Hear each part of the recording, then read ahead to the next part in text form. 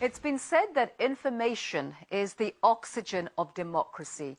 Nowhere is an independent media more needed than in a place like Somalia, which has seen over 16 years of violence at the hands of domestic warlords and foreign troops. Somali journalists face untold dangers. Here's the story of a group of brave individuals and the terrible price they've paid to provide neutral reporting and a dialogue for peace in Somalia.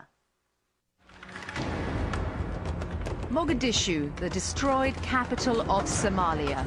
Since the fall of the government in 1991, the people here have been abandoned in the midst of ongoing fighting. Through the years, millions have fled this failed state and sought refuge in other countries. Yet even in the comfort of new lives in places like Ottawa, many find it hard to forget their homeland. Believing that truth is more important than the gun, 3 Somali-Canadian refugees, including Ahmed Adan and Mohamed Elmi, opened a television and radio station in Mogadishu in 1999.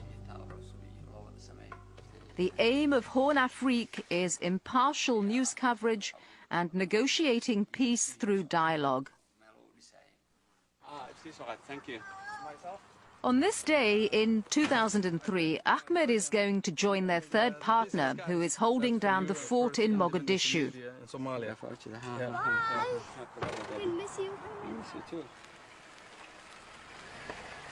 Because of the danger, they take shifts there.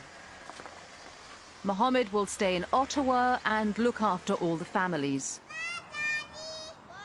Going back to Somalia, the hottest spot on earth, especially to go with a media, hot, conflict issue, thin line to walk on all the time.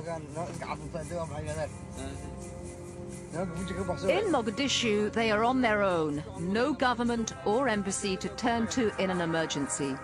Ahmed is planning to stay for a year at the Hornafrik station, which employs 35 journalists and 15 technicians. The station must be protected at all times because of the ever-present danger. Ali Sharmake is the third partner. Since he's been coping on his own, there's a lot for Ahmed to catch up with about business and programming. Their vision is to foster peace in conflict and so prove that the word is more powerful than the gun. Their aim is to provide a voice for Mogadishu's voiceless citizens. The most important is the weaker one. Every day you realize another segment of the society that were marginalized. Mogadishu is a city of 1 million where there's no law and order. It's a perfect example of survival of the fittest. Each day, Hornafrik's television crews head out to cover Mogadishu's news, always accompanied by the station's hired militia. The reports they bring back contain information that allow the people here to make up their own minds about what's really going on in their conflict-ridden city. 10 years of devastation created a situation where no one is sure about their neighbors, about their family, about their community. This was an opportunity to create that environment where we know about each other. We know what's happening in every part of Mogadishu. All attempts to form a functioning government over the last 16 years have failed. Now a transitional government supported by Ethiopian troops and the United States fights opposition and insurgents. Our reporters are continually harassed. They're always caught up in the middle, and a number of times their cameras were taken.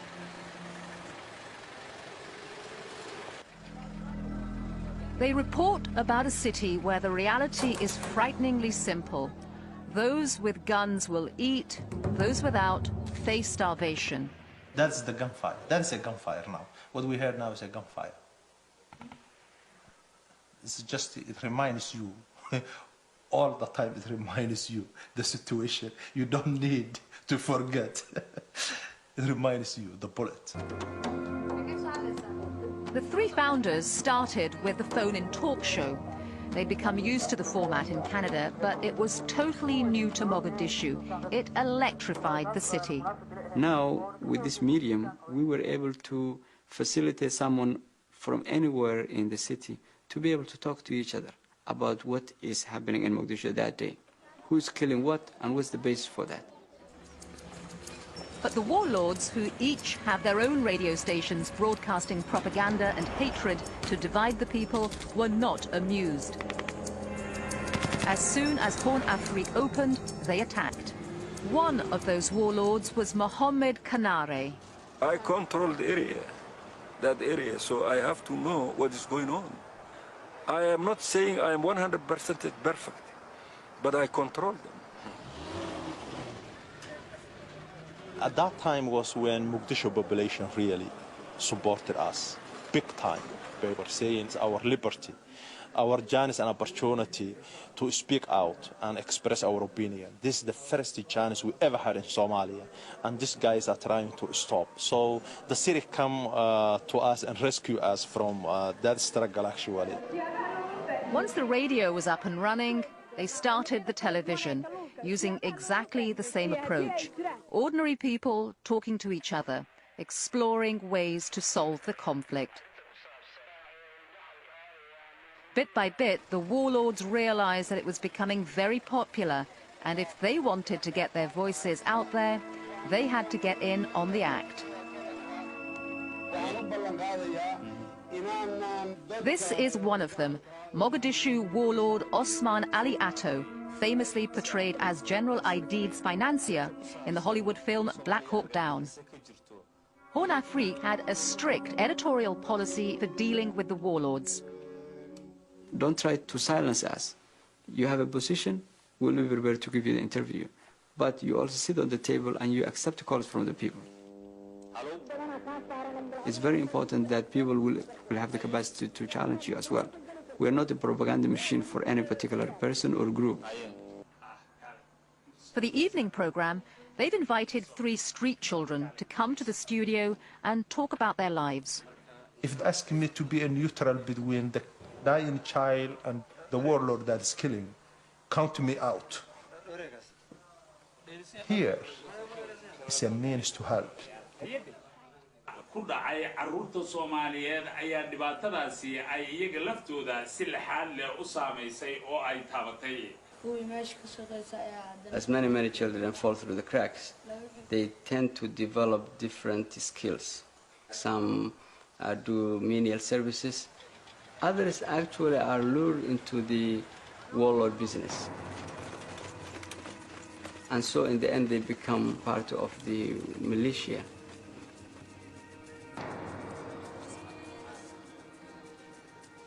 The worrisome part is that thousands of these children will grow up abandoned with guns on the street, and they become adults tomorrow. And they become the future of this society. And I don't know what will happen at them.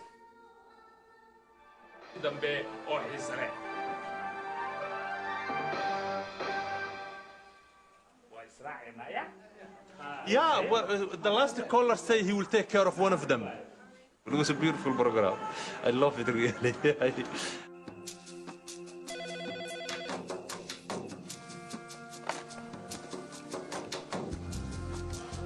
Hello. Back in Ottawa, there's an emergency. Ali's wife, Lul, has had an accident. I love you too. She fell downstairs and broke her leg. She and the children are alone. Do you want to talk to Daddy, Mommy? Do you want to talk to Dad? Okay. Sit down, honey. Daddy. I miss you, all of you. I miss you. I miss you. So you start a new year, new class. I'm in grade 2 and grade 3. Okay, I love you. Give to mommy. Hi, honey. Hey, what's your name? Every time they ask you when you're coming home, it's a hammer hitting your head.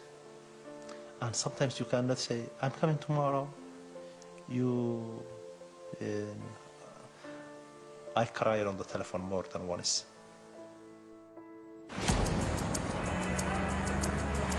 Then, in January 2004, Hornafrik was once again attacked. Ali, are you safe yourself? Is all of you, are you safe? Yes, we are safe. No, is there anything particular concerning that instigated that they have to come and take over the station? There was a news item involves a book written by Ethiopian scholar about Al-Ittihad Al-Islamiyya of Somalia. Okay. And in some part of the book, they list the names they associated with Al-Ittihad. Al-Ittihad Al-Islami is a Somali Islamic fundamentalist group which has been accused of ties to acts of terrorism and Al-Qaeda. We know that it is dangerous to operate in that part of the world. We know how delicate it is, that really things can fall apart.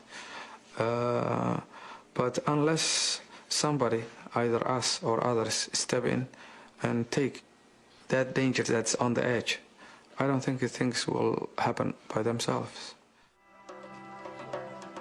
Hornafrik did get back on the air, but it didn't get any easier as they encountered increasing friction with Somalia's dangerous new geopolitical realities. Its efforts for neutral reporting remained difficult, especially when it came to reporting about the marginalized.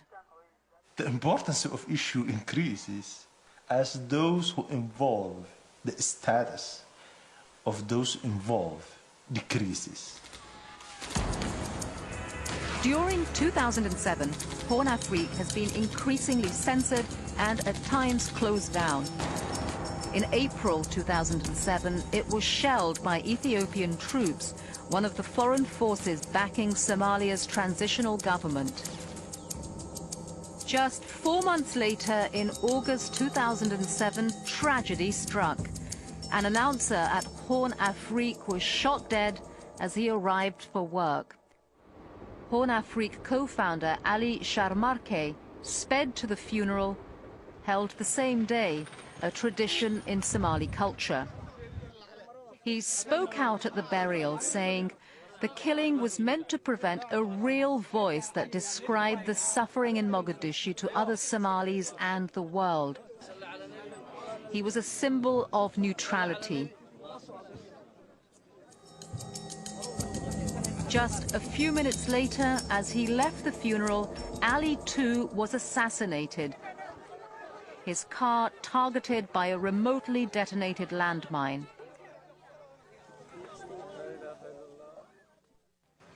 Let us also celebrate the life. Back in Ottawa, a memorial was held to honor his life, attended by the 2 remaining Hornafrik founders. People are being killed for doing the right thing. We do not want it to leave the impression that the people who deliberately targeted Ali and Mahad that morning, who wanted to silence Hornafrik and the media, who wanted to destroy that dream for many Somalis, we don't want that to succeed too. I mean, many people just look at Ali as a journalist. Ali was not just a journalist, Ali was a peacemaker. Every hour of his time, he was working on peace. How can we get this country back to normal? And that's a huge, huge task. We have no choice but to go back and to work over there. If we don't, Ali's death is death in vain. Hornafrik continued on the air after the assassinations, but for all media outlets, it's a struggle. Other broadcasters in Somalia have been closed.